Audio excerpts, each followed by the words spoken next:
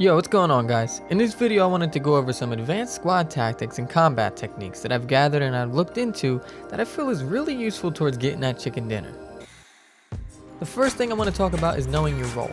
This is extremely important and requires some self-awareness and honesty. All egos must be put aside, and based on everyone's strengths, this will dictate a role. We know not everyone's going to be the MVP, LeBron James getting all the points and getting all the kills.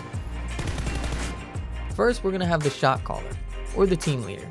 Usually this guy is the one with the most knowledge, the experience, the leadership skills, and the quick decision making skills who will ultimately make those important calls on rotations and when to fight or flight.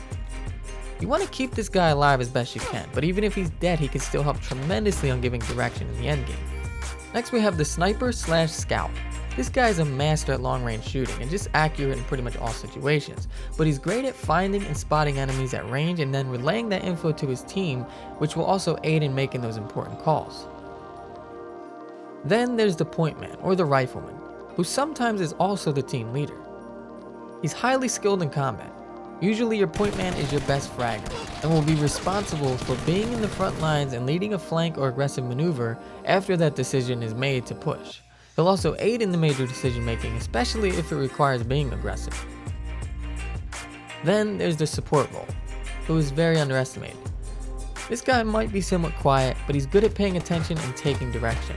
He's great at popping smokes, laying suppressive fire, getting revives, carrying a lot of ammo and supplies and meds and all that, and then helping with looting and finding vehicles. And he'll probably also be the driver, as he's pretty consistent with driving and he's somewhat reliable.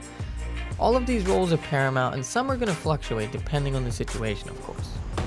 And I know a lot of you guys are probably going to say, well, none of my friends really fall into any of these roles, or none really have these strengths, or how do I figure out who's who? It really just comes down to playing together, building that chemistry, figuring out who's the best in what situation, and then giving the roles. Let the team leader decide ultimately, but have a collaborative discussion on it, and just go out there, be coordinated, and have fun. Another huge part in being a dominating squad is clear communication and utilizing your compass and your map. Spotting enemies and making specific calls that describe exactly where the enemy is very, very important. For example, there's a guy hiding behind a tree, but there's several trees around and there's some ridges. Look for a landmark nearby, or describe it as well as you can. The location he's at in correlation to the enemy, and giving a number from the compass as well. Saying, he's over there, 335 behind a tree, can be confusing. Instead say he's behind a tree, near a slanted ridge, next to a fork-looking tree at 335. The more specific, the better. Or you can use your map and make a mark, and that can be really accurate as well. I know a lot of guys struggle once they get into combat, and they completely just go quiet, and everyone's like, what are you shooting at? What's going on? You really got to learn to multitask in this game and really pay attention to your compass. Always give it a glance, so that way you're not looking up while you're fighting and taking your eye off the enemy. Try to be as specific as possible. And the last one I want to talk about is squad formation. How separated are you and your teammates? Depending on the situation and where you dropped will dictate this. In mid-game, it's best to stay together because you don't know what to expect.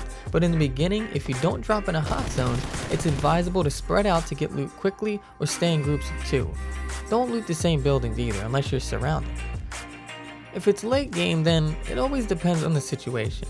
But if it's one of the final battles and you're up against another 4-man squad, or maybe a 4-man squad and a couple guys spread out, then it's best to spread out as well, as there's most likely no time to revive a teammate, and it's much more harder for any of your enemies to cover more ground if you're spreading at different angles. And then of course keep moving to surround them. Use information and communication. This is where it's important to have a good team leader. Thanks for watching, guys, and I hope this helps boost some cohesion with your friends and your squad. And if you want to win and you're super competitive and want to get some more chicken, then this is that super try hard video just for you.